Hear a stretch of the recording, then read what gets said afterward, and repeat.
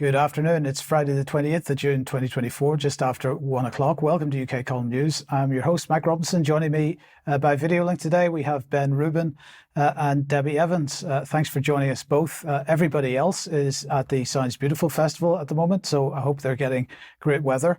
And Charles and I will arrive at that tomorrow. So let's get on, and we're going to kick off with the London Climate Action Week, which is taking place this week, I should say. And next week, then, Ben is going to cover this in much more detail once we see what the final outcome of this is. But I just wanted to go into a little bit of an introduction on it. 20 years of climate politics is E3G's claim. And of course, alongside Sadiq Khan, this organisation is the one that helped set this climate conference up. It's an annual event. I just thought we'd have a look through for E3G, the list of sponsors and so on, because it's the usual list of suspects. We've got Bill and Melinda Gates Foundation, we've got Bulb, Chatham House, we've got various councils and so on in there as well. Who else have we got? Canadian government, we've got the UK government, we've got the EU, we've got the Esme Fairbairn Foundation. We've got Hewlett Foundation, the Friedrich Mulder Foundation, a whole bunch of tax-exempt foundations, think tanks, and government institutions, Konrad Adenauer Stiftung, London Sustainable Development Commission, the Oak Foundation, Open Societies Foundation. Ben, it's the usual list of suspects there. What more can we say? Yeah, this is the big play. It's the climate cabal. That's what I like to call them. And they are absolutely obsessed with this agenda. It's the big push. It is indeed. And of course, ending up with the World Wildlife Foundation or World Wildlife Fund there, of course. So let's say originally established in 2019. This is the focus of the Climate Action Week for 2024.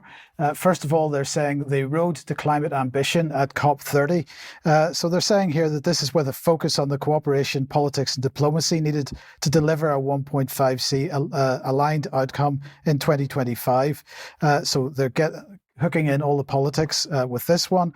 Then we've got to hook in all the finance, of course, because financing the global climate transition is exploring how reform of public and private finance systems can support a new global finance goal at COP29. And of course, this is public-private partnerships, delivering net zero and resilient UK with pre or post-election discussions on how to deliver the transformations needed across the UK. So how they're going to deliver the transformation in the UK, of course, Keir Starmer, as Debbie has been pointing out, is all about change and delivery of transformation. And then finally, mobilising whole of society climate action. So this is a focus on mobilising key networks in law, education, health, fashion, arts, culture, and beyond. A core set of flagship events across all these themes is already in preparation, and the aim is to make this significantly more visible globally and to Londoners in 2024. So a total propaganda operation at work there as well. But of course, we could not miss John Kerry, who is making lots of money pushing this particular agenda. And so yesterday apparently was the 5th anniversary of the UK passing net zero into law. And so John Kerry took advantage of that anniversary, along with Chris Skidmore there, nearly got his name wrong. Some people might understand how. The former Energy Secretary at the time to launch the Climate Action Coalition. This is what they're describing it as. So the Climate Action Coalition, we don't really know, Ben, what the likely outcome of that is going to be or what kind of organisation is that going to be. There's not too much information about it just yet. So undoubtedly you'll have something to say about this next week. But the other thing, one of the big organisations that is featured at this event, of course, is C40 Cities. We've been talking about them for a very long time, so it's hardly a surprise that they are taking part in this.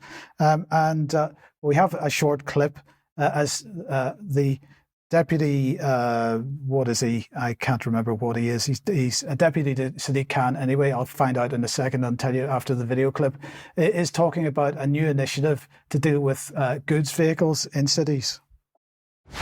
I do just want to know, pay particular tribute though to the work of C40, which is the global network of mega cities that Sadiq chairs. They've been working with the Climate Pledge on the Lane Shift Initiative, which is an example of how major cities across the world can work together to reduce carbon footprint, the carbon emissions from their delivery fleets.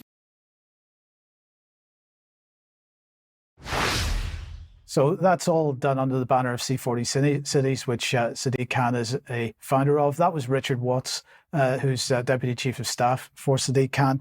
This whole initiative was launched, let's have a look at this one, as a result of the Climate Pledge. So this is launching an initiative to decarbonise heavy-duty truck emissions.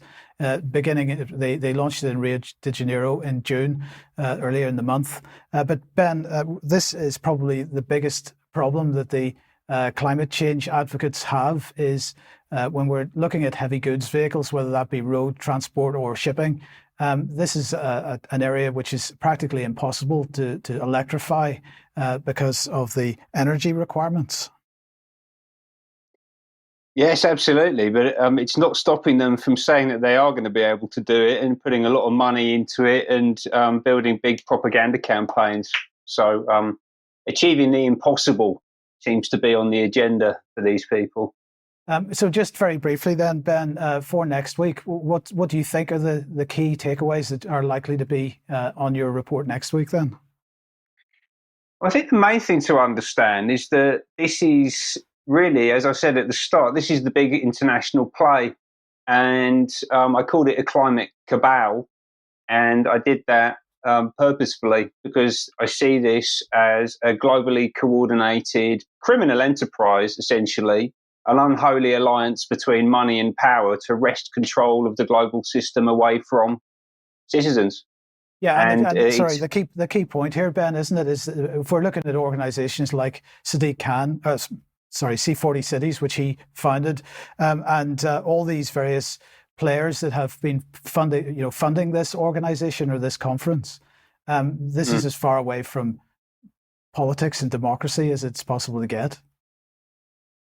Well, absolutely, yes. Well, they talk a lot about democracy, but they seem to be trying to subvert it at every single opportunity, as I'm going to come on to a little bit later, actually.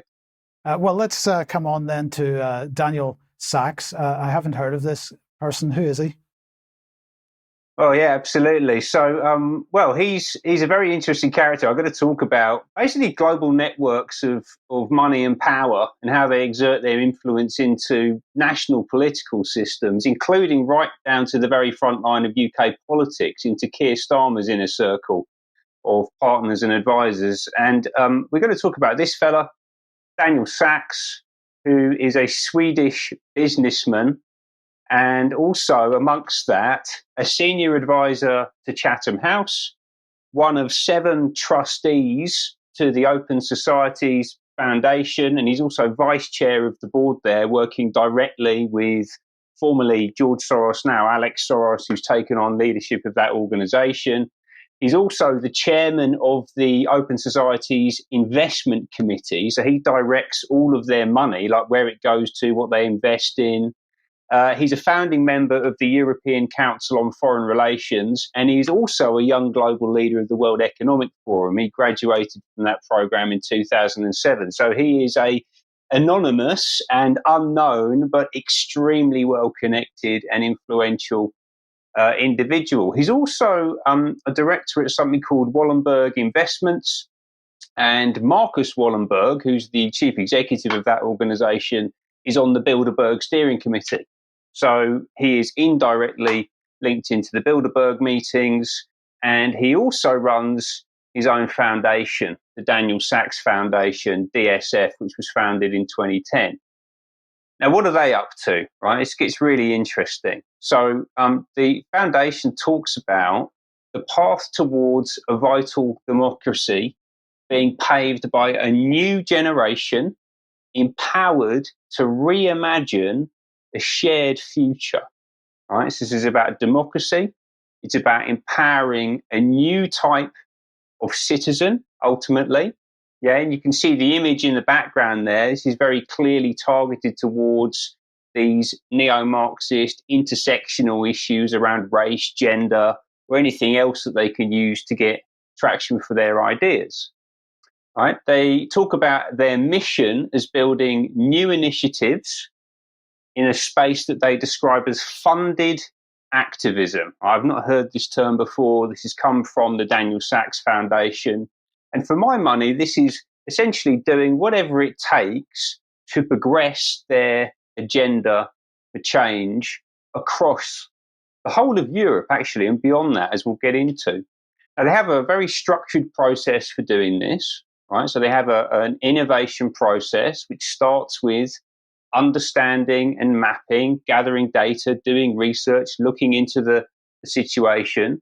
The second step is ideation and solution design, so coming up with a plan for what we're going to do, and then piloting that. So basically testing, learning, iterating, refining, and then once you've established a coherent and successful model, scaling it and allowing it to become independent, i.e., allowing it to stand on its own 2 feet and no longer requiring support, whether financial or otherwise, from the Daniel Sachs Foundation. And this is a very similar approach to what you would see in any innovation hub, to what you would see at Nesta, for example. They all have a variation on this type of process. This is how transformational change is distributed across the system.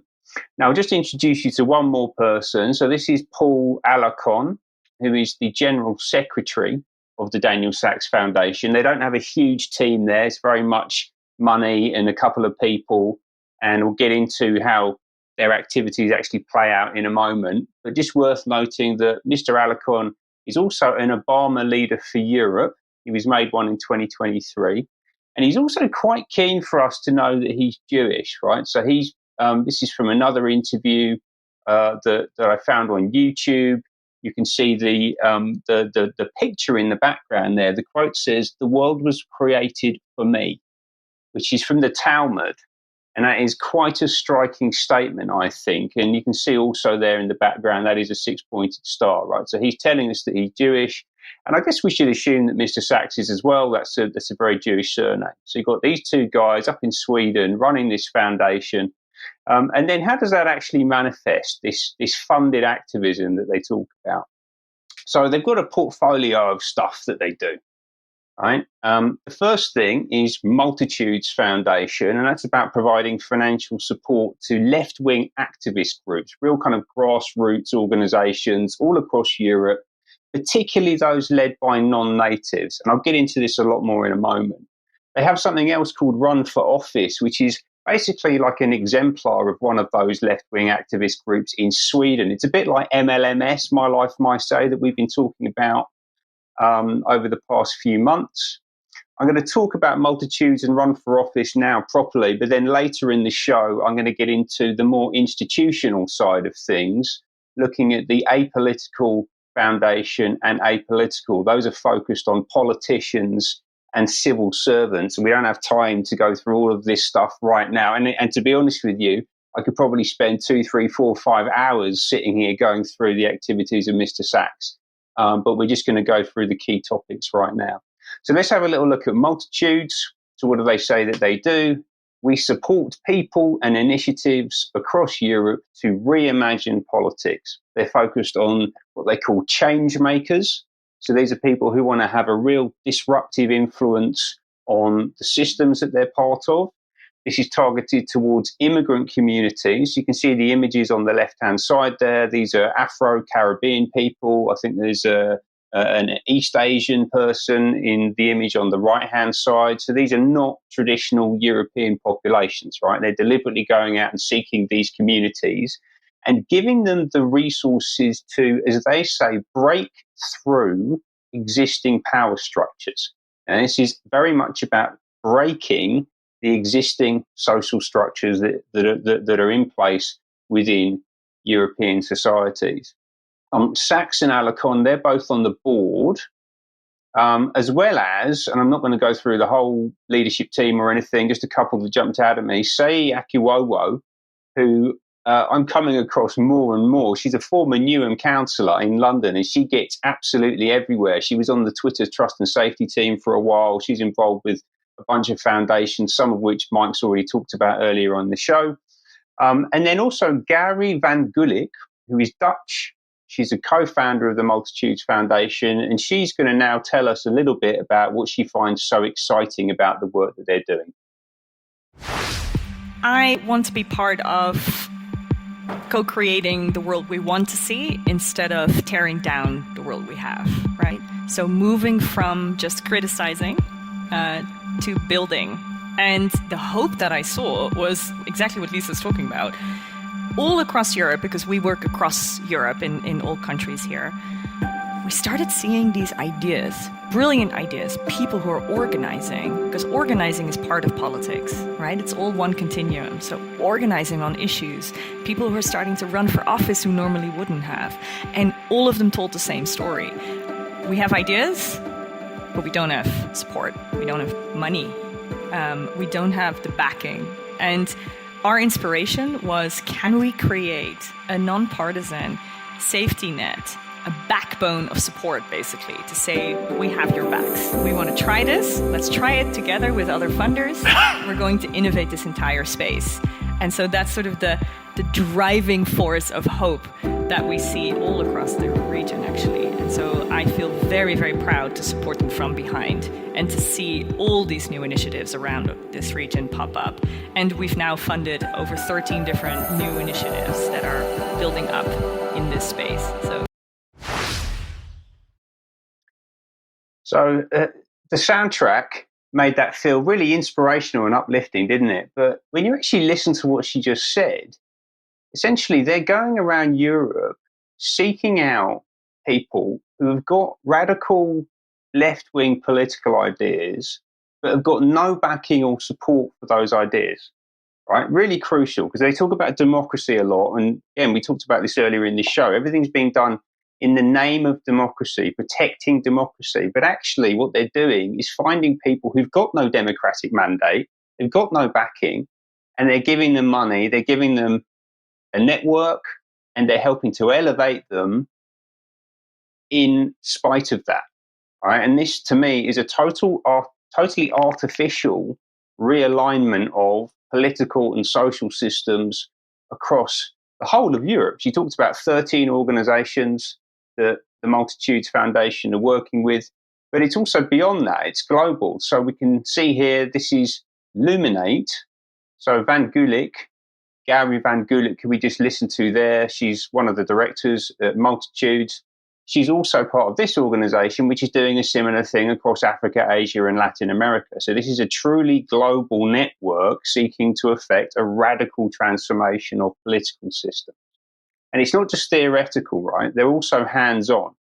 So this is Run for Office. This is the second Daniel Sachs Foundation organization I'm going to touch on before I get into the Apolitical Foundation later on in the show.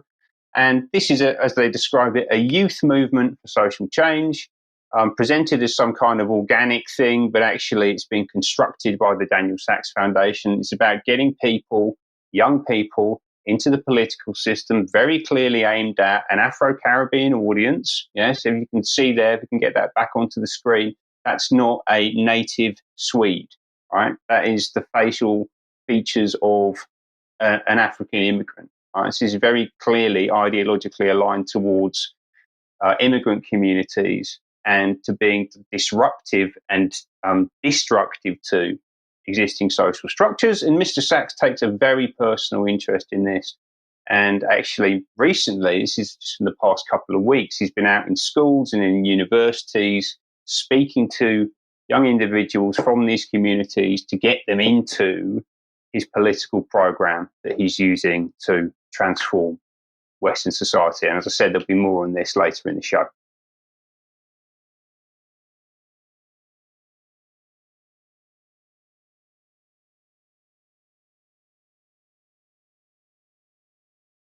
I do apologise. We're muted there. Debbie, I'll welcome you to the program now. And well, if climate change is one of the is one of the transformational agendas that we see at the moment, healthcare is the other one, or another key one anyway. So what's the latest on the MHRA? Well, yes. Good afternoon, everybody. And well, before I get on to the MHRA, it seems that people are leaving in their droves like rats off sinking ships. And the latest casualty, or the latest one to jump off the sinking ship, is Ian Trenholm, who's stepping down as CQC's chief executive. This has only just been announced. However, the CQC have appointed and announced an interim CEO, which is going to be the Deputy Kate Tirone, unlike, of course, our good friend Dame June Rain. And I can't possibly do a news without mentioning Dame June Rain. So here we go. She's due to step down, and we know that her last board meeting is next month. And you can see there the picture of her unveiling her portrait. She likes to go back to Somerville and give lectures. And the lecture there was A Prepared Mind, Dr. June Rain, on approving vaccines. And I'm sure you'll love the portrait. And then for the eagle-eyed viewers of you, I'm sure you're looking at the badges, possibly, or the brooches that these ladies are wearing. And I thought I'd just do a little close-up so you can see them. Not quite sure about Dame June Rains there, but clearly I'm sure people will make up their minds about the other badge. But I just want to thank all of our viewers so much for emailing the MHRA to find out, well, where is your board meeting? And thank you to Roger, thank you to Alison, because they got this email and they sent it through to me. And it says, thank you for your email. And what I thought was very strange was this first paragraph. A general election will take place on Thursday, the 4th of July. All civil servants and organisations are required to follow the Cabinet Office General Election Guidance. Essential MHRA regulatory functions and services continue as normal during this period. While the agency board meeting will take place on the 9th of July as scheduled, we will now not be holding it in public and live streaming the meeting. It will be recorded and made available on the MHRA website in due course. Our next agency board meeting to be held in public takes place on the 17th of September 2024, and we will publish the registration details on our website ahead of this date. Debbie, Wow. sorry to interrupt. So- Sorry to interrupt here, but correct me if I'm wrong. But the date of the general election is the 4th of July. Correct. So why do they need to be worried about something that's taking place on the 9th of July? That's another question maybe our viewers and listeners might like to send to the MHRA. I think it's a very valid one, Mike, because clearly now the doors have been slammed in our face. So I've taken to Twitter, and please come and follow me on Twitter, Debbie with an I, DEBI, Evans at UKC, sorry, I always get it round the wrong way, at Debbie, DEBI, Evans, UKC. So I've put out a few tweets because I'm really quite concerned that who is in charge of the MHRA? And then I put out a little bit of a rant, and I think you might have it here. Can we listen to it, Mike? We can. Yes, we can. Org. You may remember I've been looking for Dame June Rain, and I've been wondering why the MHRA board meeting scheduled for the 9th of July has suddenly miraculously disappeared. Especially as it's meant to be Dame June Rain's last meeting. Where has she gone? Where has she gone? Where will she go?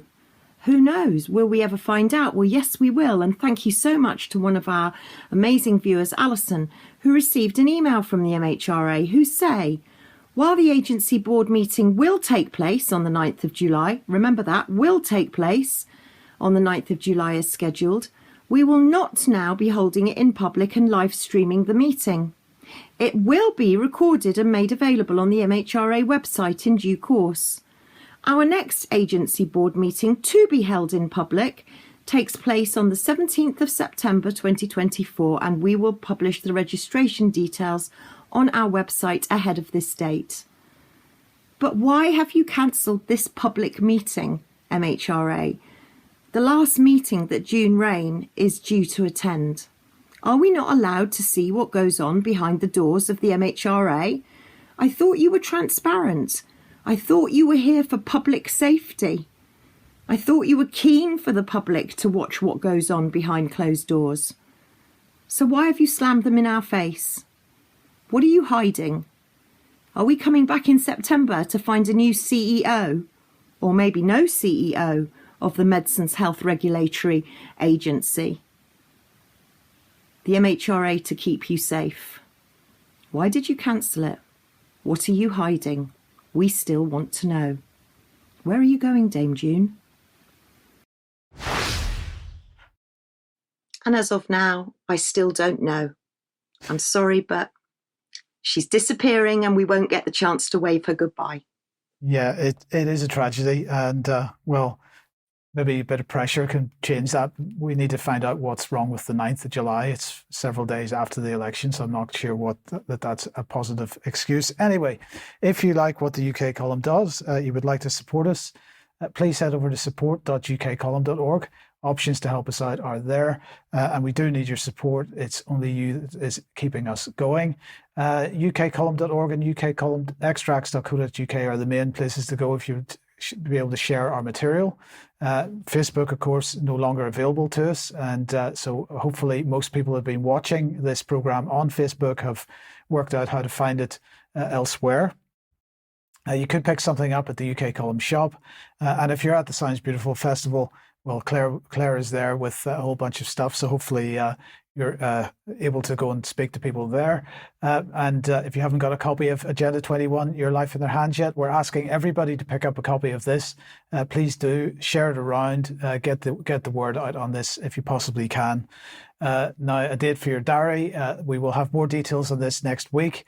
Saturday the 19th of October 2024, a live event in Bristol in a proper venue. You'll get to meet us and a whole bunch of other fantastic speakers. It's going to be a great event. If you can get to keep that date for your diary, details coming soon. Okay, now let's move on to Ukraine. And well, yesterday, a lot going on with respect to Ukraine and the European Union. Vladimir Zelensky was in Brussels for a whole host of different things. So let's have a look at what he was doing. First of all, he was signing paperwork. So the European Union and two other member countries, that's Lithuania and Estonia, signed security agreements with Zelensky at the summit yesterday. This is apparently to help Ukraine in 9 areas of security and defense policy, including arms deliveries, training, defense industry cooperation, demining. They're not talking about personnel yet, but we'll see where that's going in a second. So, of course, Ukraine already has these types of agreements with other countries like the United States, Britain, France, and Germany, and so on. Then the other thing that happened yesterday at the EU was that they all got together to agree to begin the process of Ukrainian accession to the European Union. So European expansionism, EU expansionism continues eastwards, of course, putting continued pressure and increasing pressure on Russia. Here is the president, because one of the presidents of the EU, this is the president of the European Parliament, Roberta Metsola, tweeting out, as we launch accession negotiations with Ukraine today, we also open a new chapter that strengthens our political bond and deepens our security commitment to reiterate our unshakable support to help Ukraine defend itself, to work towards peace, because everybody knows that peace only happens when you've had a war. So therefore, that's how they're working towards peace. Who else was talking about this? Well, Ursula von der Leyen, of course. Dear Volodymyr Zelensky, the opening of accession negotiations was an historic moment. You will find your rightful place in our union. Today, we disperse a new 1.5 billion euros under the Ukraine facility to keep Ukrainian state running as you fight for freedom. So let's just have a look and at a couple of seconds of Roberta. She, a reminder, is the president of the European Parliament, and what she had to say. And the start of accession negotiations with Ukraine and Moldova, we are sending the clearest of messages of our unwavering support for Ukraine, our common security, and the geopolitical importance of enlargement. Just think about that, the geopolitical importance of enlargement. They know exactly what they're doing. They understand exactly the implications of what they're doing. The push eastwards, putting more and more pressure on Russia, and geopolitically, it's a very dangerous situation. Following all that, then, Zelensky went off and met Jens Stoltenberg. Jens Stoltenberg, the outgoing head of NATO, Jens's last NATO summit will be in a couple of weeks' time. So Stoltenberg welcomed Zelensky to NATO headquarters to discuss final preparations for the NATO summit. At the summit, increasing support for Ukraine will be top priority for allied leaders. So there we go. This is what Jens had to say. Zelensky then was talking about further peace summit following on from the so-called peace summit that took place in Switzerland a week or so ago, where Russia was not invited, of course. He wants to have a second one. Let's just have a listen to what he said. We have to find and to prepare this plan and to put this plan on the table during months. We don't have too much time because we have a lot of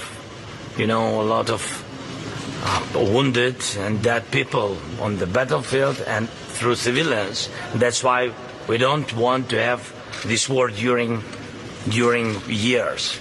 So that's why we want to prepare this joint plan, put it on the table to the second peace summit. So I could be wrong about this, but this is the first time I've heard him openly acknowledge dead and wounded in this way. And in fact, another quote here, many people are dying. We don't have the men to continue this war much longer, is one of the things he said. So this is quite an admission. And I do wonder, I think anybody that has entered into a defense pact with Ukraine recently, I think we need to be looking at the text of those agreements very, very closely, because although there's no discussion about sending, human beings to the front line from outside of Ukraine, other than to provide training in Ukraine, but not to the front line, I just wonder where that will go. But just slight criticism of his use of the English language there, which is perhaps a little ironic, because the Ukrainians in Ukrainian Pravda have just announced that they have signed a law officially establishing English as one of the languages of international communication in the country.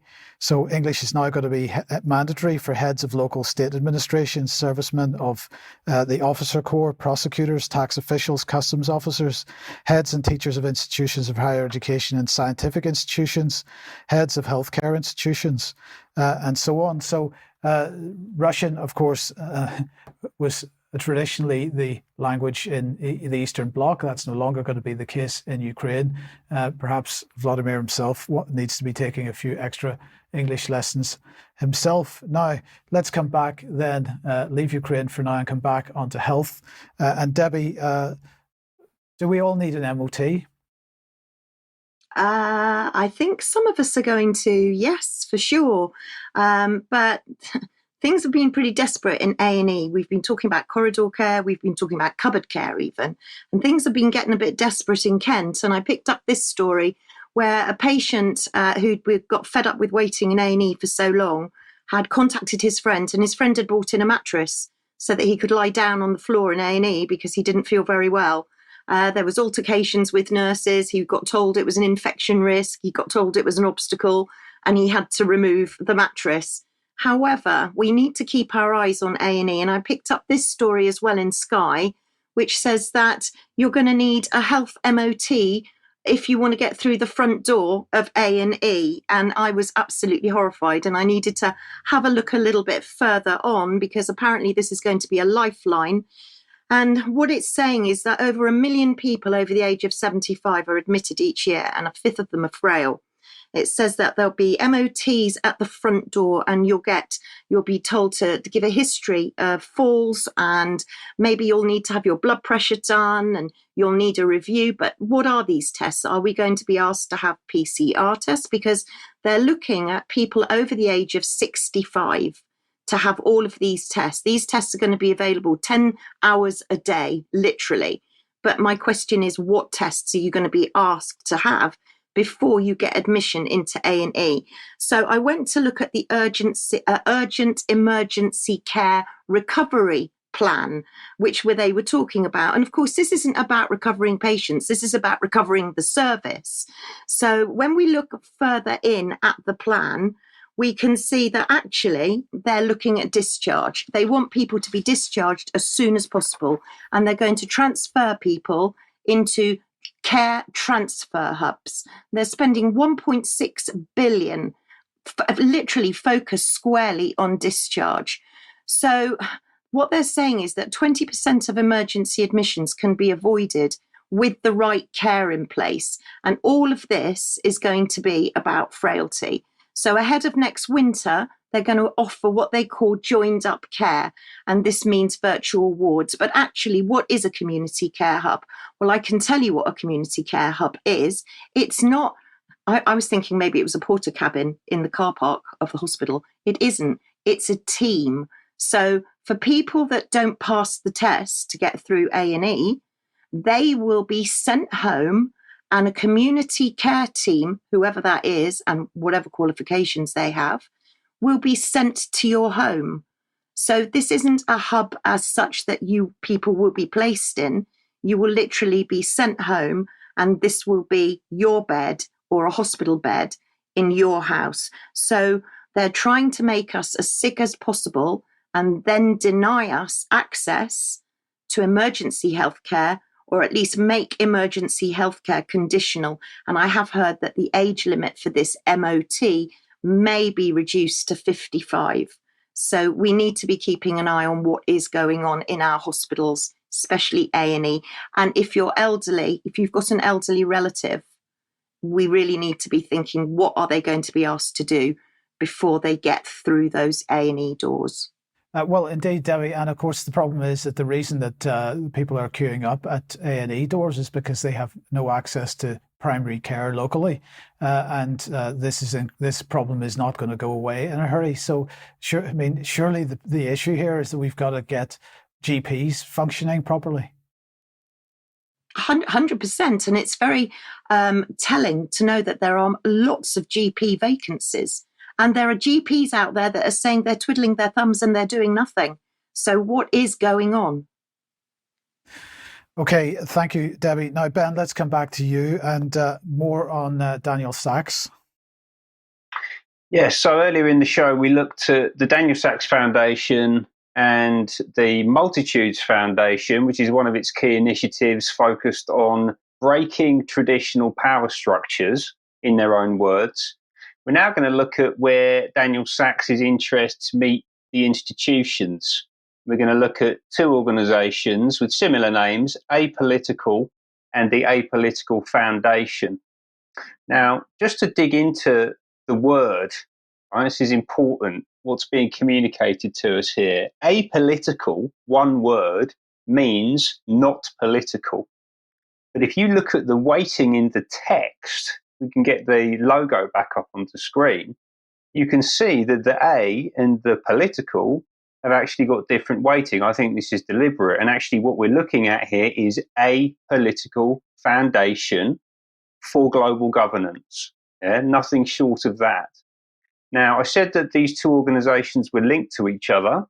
This is their own slide material that I'm showing to you here, their democracy flywheel. I don't really understand quite what they're getting at here, but this is how they talk about what they do. And the most important thing for us to look at is the Apolitical Foundation being focused primarily on politicians. Sorry, Ben, sorry, can I just interrupt there a second? Because I'd like to see where in the bottom right-hand corner where it says the people. Does that mean you and me, or is this an organization called the people? Well, that is a good question. I think it means the people that they can get behind their agenda. That's probably what it is, because the actual mass population, if it really understood what they were doing, would not be going along with this at all, which is why they need organisations like Multitudes Foundation, who are actually there deliberately to break traditional social structures, right? That's literally what it's there to do, so that they can then bring in a new political class who have been targeted and groomed and trained by the Apolitical Foundation, as well as civil servants who are actually doing the work within central government who have been groomed and trained by Apolitical. And this is absolutely everywhere. This is systemic. this organization. I'll get into it. Right, so let's focus first on Apolitical Foundation. They talk about restoring hope in political leadership when we need it most. We really need great politicians, and they really do pander to the ego of the political classes. They tell them they're rock stars, when in reality, most of them are narcissistic and venal and compromised, right? But Apolitical is there for them. They've got a big global accelerator program to bring new types of politicians into the political system, non-partisan, i.e. uniparty, right? When you hear non-partisan, it means uniparty. That is exactly what is going on here. They put out an extraordinary amount of content, thought leadership, this here about what they call circular power politics. And it's basically a guide to progressive politicians getting elected, getting into power, and then using power, wielding it to the ends of Apolitical, Daniel Sachs, Chatham House, and all the other organizations that he's linked to. It is truly international, right? It's staggering when you get into the scope and the reach of this. They've got 170 countries that they're working in, potentially 500,000 people on their platform, a lot of this being delivered, coordinated out of London. London is a crucial hub for global governance. People really must understand that, particularly the Brits. Yeah, you've got to get a handle on this. We are right in the thick of how this thing is being coordinated and how it's playing out.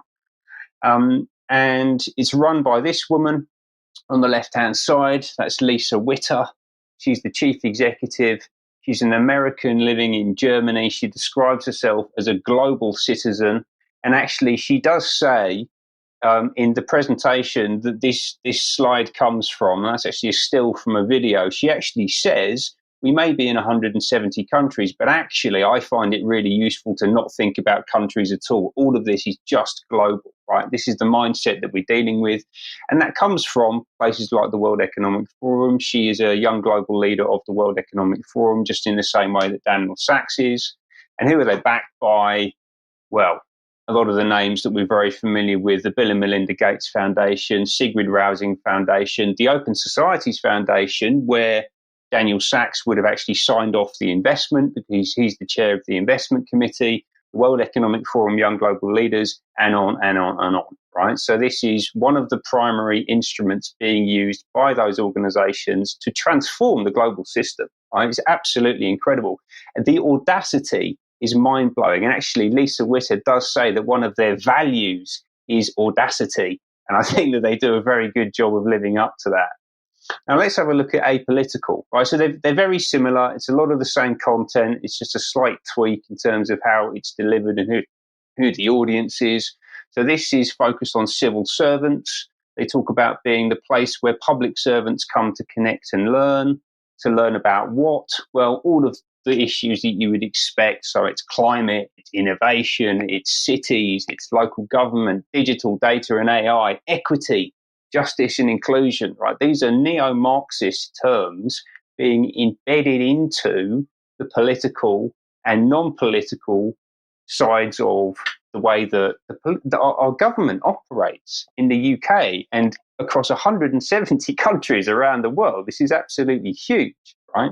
It's run by this woman on the left, another woman, Robin Scott. She's the co-founder and the CEO.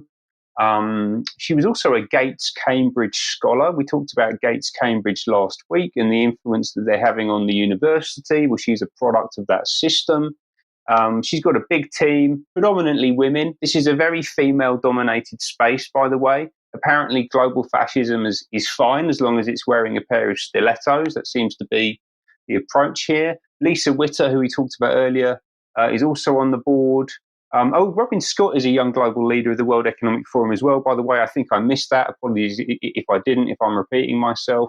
And they have an astonishing array of advisors, right? I've just picked out 3 here, but they've got well over 50 people, extraordinarily well linked. And we've got Jeff Mulgan, Sir Jeff Mulgan, CBE, former chief executive of Nesta, founder of Demos, currently doing loads of work for the Rockefeller Foundation. You've got Paul Kirby, who used to run the number 10 policy unit for David Cameron. and now runs global, or actually was running global government for KPMG. And also General Sir Nick Carter, who was until recently head of the UK Armed Forces, ran the 77th Brigade through COVID, and now works for Tony Blair, right? So we're seeing a lot of the same faces crop up. They're very well backed. So they've got a $5 million grant. This actually just came out this week or last week from google.org to train 1 million civil servants in AI, right? So this is a naked power grab, right? The way that I see this, they are radically retraining, reshaping, reframing political and civil servants to affect the agenda of the global elites who are backing this organization. And you can actually see there the pilot program for that AI Academy was backed by the Rockefeller Foundation. It's embedded right into the heart of central government here in the UK. So they actually partner with the Cabinet Office right next to the Prime Minister. They're doing that in close collaboration with EY, as we've talked about previously. So you can see that EY have had them on their podcast leading into tomorrow.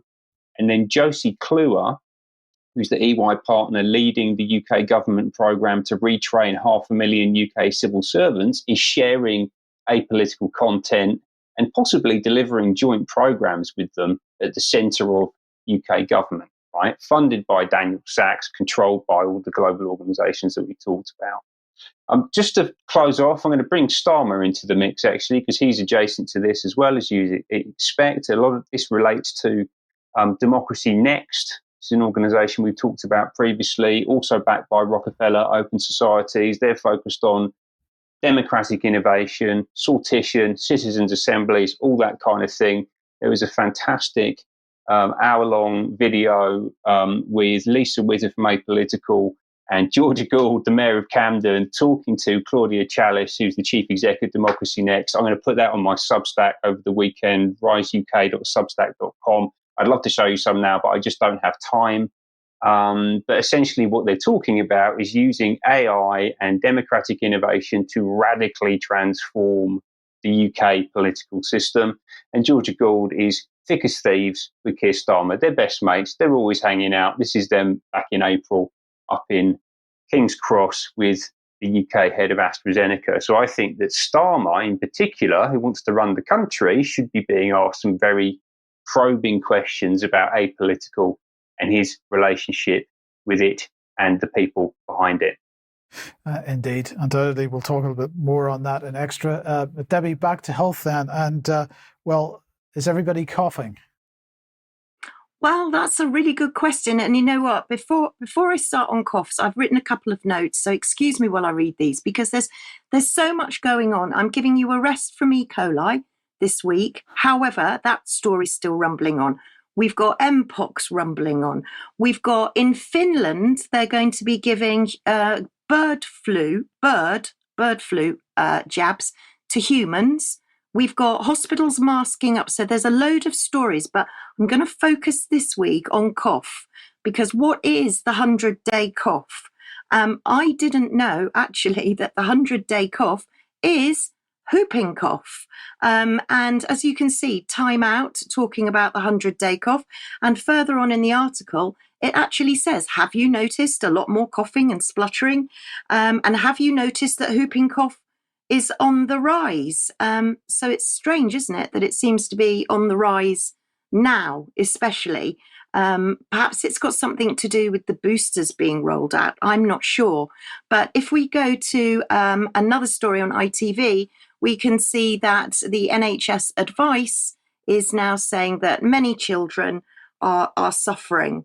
But we really do have to ask ourselves why. So I went to an academic paper and I found this: the impact of COVID-19 pandemic on Bordetella pertussis infections. Pertussis is the other name for whooping cough. That's what causes whooping cough. And they seem to want to believe, to make us believe that this is because of a low uptake on vaccines due to the lockup. And then when all the restrictions were eased, all of a sudden, these diseases have resurged. That's what they would like you to think. But of course, we know that this is all about immunisation and vaccination. So I went to the UK HSA because it's always good to look and see what they've said. And they've updated their guidance on pertussis. They say that it's one of the most infectious diseases during the early catarrhal phase, and it remains infectious for up to 21 days following the onset of coughing. Take note on that. But let's look at the case definition for pertussis, because you can get yourself a diagnosis of whooping cough in a number of ways. So there's suspected. So you can be diagnosed if you're suspected. And paroxysms means a spasm, when you go into that horrible coughing spasm. I can't even say it actually. Post-tussive is when you cough so much you end up being sick. And then you've got that inspiration-y whoop where you kind of breathe in and you hear that noise, or you've got a 14-day cough. So if you're suspected of having any of those, you're more than likely going to be diagnosed whooping cough. Then you've got confirmed. So you can have a test, you can have a PCR test, you can have a sputum test, and that can confirm, or it can be epidemiological. So if somebody's been in contact with somebody, then also you could then be under suspicion, if you like. And they're looking at contact tracing, and family members are classified as close contacts. And they also talk about exclusion as well. And what is exclusion? Because we've heard that so many times. So they say, given the current level of pertussis activity in the population and the likely of asymptomatic, where have we heard that before? Asymptomatic infection, exclusion beyond 14 days to prevent ongoing transmission is unlikely to have a significant impact at population level in the majority of cases. It says the current epidemiological context recommendations for exclusion have been revised. Well, how have they been revised? Let's have a look and see how they've been revised. So if children are suspected or have a confirmed case of whooping cough, they need to be excluded from schools and nursery schools for 48 hours following commencement of antibiotic therapy, or if they don't have treatment, they are excluded for 14 days following the onset of a cough. But what if you can't get antibiotics? And we'll come on to that in a minute. Staff nurseries and childcare settings are exactly the same. However, for a hospitalised patient, you would have to go into respiratory isolation for 48 hours until a treatment's been completed. But what treatment? We don't know what treatment they'll be offering in hospitals. And if you choose not to have treatment or you don't need treatment, you remain in lockup for 21 days, which I thought was fairly excessive, especially if you've got an elderly person or a young person in hospital. Now, in Australia, they always say what happens in the southern hemisphere happens in the northern hemisphere. And already in Australia, we have parents going from pharmacy to pharmacy looking for antibiotics because there is an antibiotic shortage, in particular clarithromycin and azithromycin. And it's azithromycin I actually want to concentrate on. But already in the UK, we're already seeing cases rise. They're already putting the frighteners out on everybody. And we have a shortage of clarithromycin. Now, back in 2020, Fierce Pharma put out an article because Pfizer and Teva, but Pfizer, let's focus on Pfizer. Pfizer make azithromycin. This is an antibiotic. They were in shortage of it back in 2020. It's really cheap to make antibiotics. It's really quick to make antibiotics. Pfizer are very, very good at making mRNA, upscaling a very complex gene therapy, and yet they can't seem to produce antibiotics. And in New South Wales, they've actually issued a safety notice, disruption to supply of azithromycin. And there you can see a couple of bottles. And why is all of this? What are they pushing? Well, of course, they're pushing vaccination in pregnancy. Here's a very, very short video to show you the kind of stuff they're pumping out. Whooping cough is on the rise. Getting your vaccination during pregnancy can prevent hospitalisation. Ideally, we recommend that all women that are pregnant have the vaccine between the gestation of 16 to 32 weeks of pregnancy. If you have passed this gestation, then please don't be alarmed, you can still have the vaccine. Young babies with whooping cough can often become very unwell and need to come into hospital. Whooping cough can cause, in some cases, pneumonia and the worst case scenario, permanent brain damage. The immunity from the vaccination will be passed from mum to baby. This will help protect your baby up until the baby has the first vaccinations carried out at 8 weeks old. The whooping cough vaccine is offered at your routine antenatal appointment at 16 weeks of gestation. If you're unsure where to obtain it, you can contact your GP. This can also be offered at a lot of your antenatal clinic appointments. If you are more than 16 weeks pregnant and you have not had the whooping cough vaccine, please get in touch with your GP or your community midwife to get vaccinated. And can I just urge a word of caution? I had whooping cough as a child. My son had whooping cough as a baby. They recovered very well. I spoke to Dr. Ahmed Malik a couple of days ago. His children have just had whooping cough too. Babies are born with the most incredible immune systems. They have thymus glands that provide them with all the immunity they need. We should not be vaccinating pregnant women during pregnancy. And I would just urge caution because many of these children, most of these children get better all on their own. And there are plenty of alternatives to antibiotics with regards to herbal medicine as well. So just be prepared, don't be scared. Debbie, thank you for that. Now, we're going to end, we can't end the programme without going across the Atlantic to the clown show that's happening over there as well. Let's bring them on screen. I'm not certain that either of these is a better option, I have to say. But anyway, let's kick this off with just a little bit of video here. Well, a lot of people will have seen some of this already, but let's just see how this went. The debate that took place last night, supposed debate anyway. I'd love to ask him, and will, why he allowed millions of people to come in here from prisons, jails, and mental institutions to come into our country and destroy our country. President Trump, we will get to immigration later in this block. President Biden, I want to give you an opportunity to respond to this question about the national debt. He had the largest national debt of any president in a 4-year period, number one. Number two, that $2 trillion tax cut benefited the very wealthy. What I'm going to do is fix the tax system. For example, we have 1,000 trillionaires in America. Billionaires in America. If they just paid 24%, 25%, either one of those numbers, they'd raise $500 billion, I should say, in a 10-year period.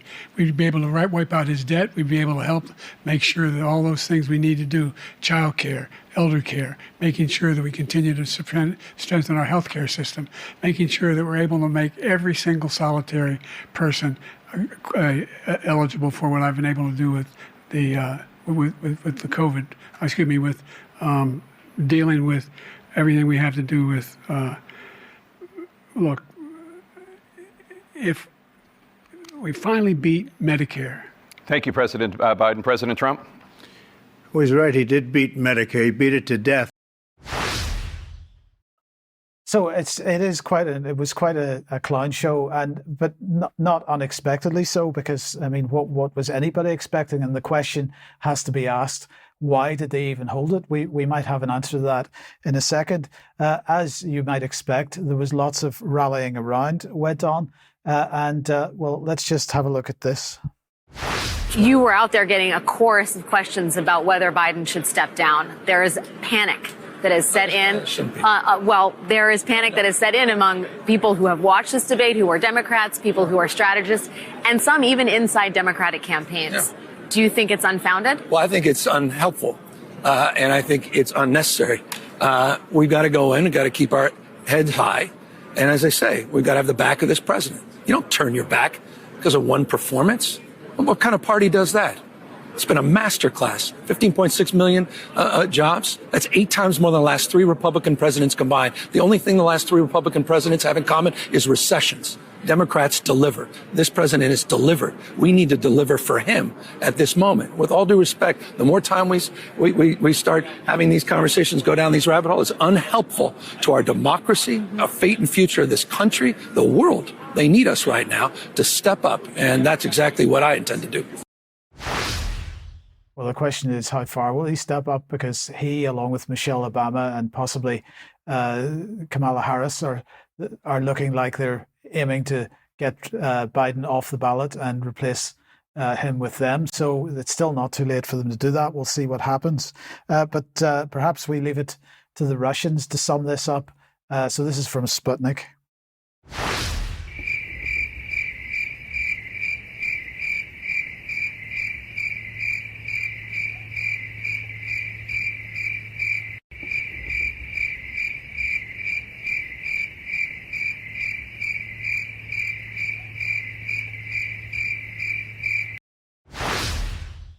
So that was their take on the thing. That was what they heard as they watched the debate. Even in the mainstream press, people are apparently suggesting it's time for Biden to go. This is a headline in the New York Times today. Biden is a good man and a good president. He must bow out of the race.